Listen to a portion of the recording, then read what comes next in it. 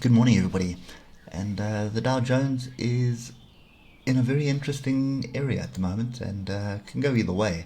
So you've got this level here, which is 34,790, 34,800 area. This is definitely an area of interest. You can see we've touched it a couple of times in the past. If you keep looking, it's now a green line, but if you just keep going back to the left, you'll see how interesting this area is. A lot of support found here and a lot of resistance found here as well. And we're going all the way back to, May last year. So all the way back to May last year, it's been almost a pivot point. So you can see that's where the break was there. We had the break, you had the retest. You would have thought you'd have a double, sort of a double bottom play out. Now we have a double top with some interesting diversions here, at least on one of the oscillators at least, and sort of above and below the moving averages. And remember, when we're above and below the moving averages, not always something I enjoy trading. So if we start bouncing off here, then I would suspect definitely another move back to the top of this range, which is 35,700, and or alternatively a bounce up and a rejection of something up here, which we'll look on the lower time frames, for a continuation to the downside. And we basically not the level we want that kind of area, which is basically the bottom of the bigger range. So a 50-50 call at the moment, and we're going to be trading the lower time frames, to be honest. So looking at the 3 hour, you can see the week started off in amongst the moving averages, then we broke up, tested the top, and now we broke below. This little rejection on Friday is the interesting part, because we broke through the moving averages, came back and rejected them with a nice inside bar with a continuation. We're now sort of hovering here at 34,790.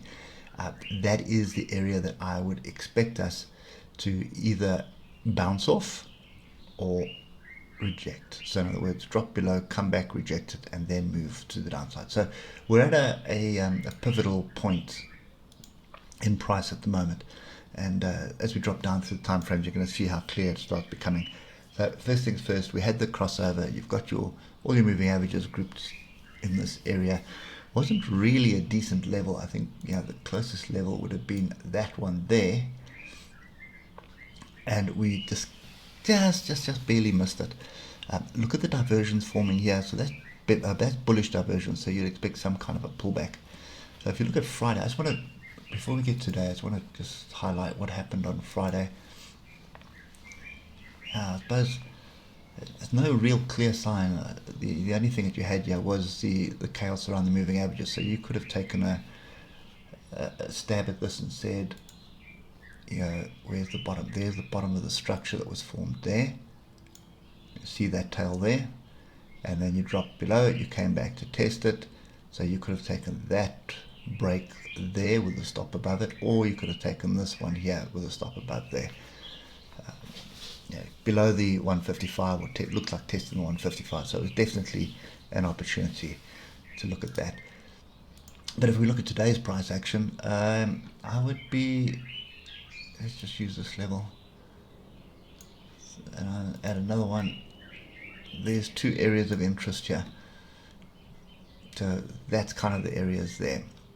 So I'd expect a pullback to 34,971, or maybe even a bit higher to 35,071, and possibly even higher. I just want to use this one here to this area here, which is 35,172. So any pullback into that area, I'd be looking for opportunities to jump in short again. So we've got a fairly decent crossover. Moving averages are pointing down quite aggressively, so definitely looking for shorts. Where we're heading is another story, because this is a strong area. So there's one other picture here which is very similar to the S&P, and it's this, except for this one, it's kind of a flat bottom triangle. Really making the chart messy now, but you get the picture. So the low of last week is obviously going to be a magnet, this one here. If we start breaking through that, you'd want to see a rejection of this area here before looking for shorts.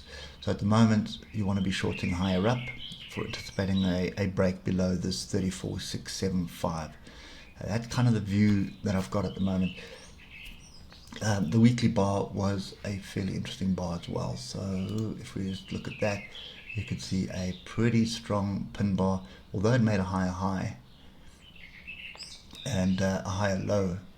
At the moment, if we start dropping, then I anticipate a measured move of the last couple of weeks, which is going to be that kind of play there.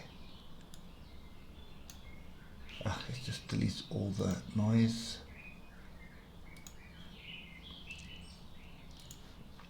So this is the kind of play that I'd be expecting, like that and like that. That is an engulfing bar there. That's an engulfing weekly bar. You can see how it gapped up above the previous week and it closed sort of in the mid of the green body. That is an engulfing bar. The only thing that concerns me is the fact that we've got all the buyers coming in off this area here, which is at 33,681. So that may cap it, in other words, down here and then bounce off again. Oscillators are still pointing down. Obviously, if we start grouping and start turning like this, that is a fairly strong signal that we are in oversold conditions. So that's kind of the view that I have at the moment. It's I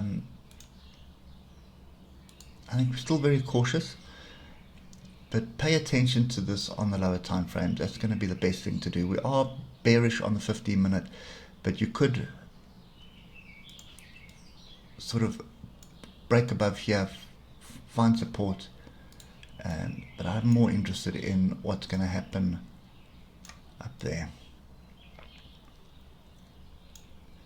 That's the area I'm more interested in. So price gets back up here, oscillator start grouping on the 50-minute, then I'm looking for the price action. I'm looking for the pin bars or the inside bars or engulfing bars off the structure, and the oscillators grouping the upside to anticipate another move to the downside.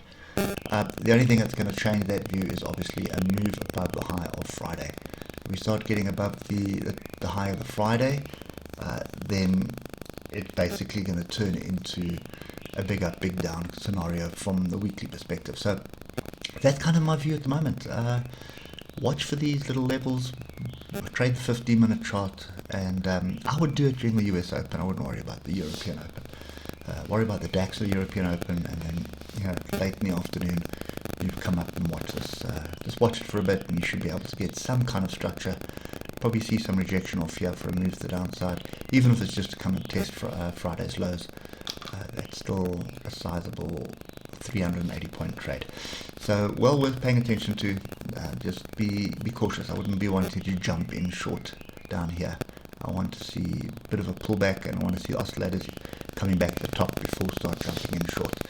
Hope that helps, and we'll catch up with you tomorrow morning. Cheers for now.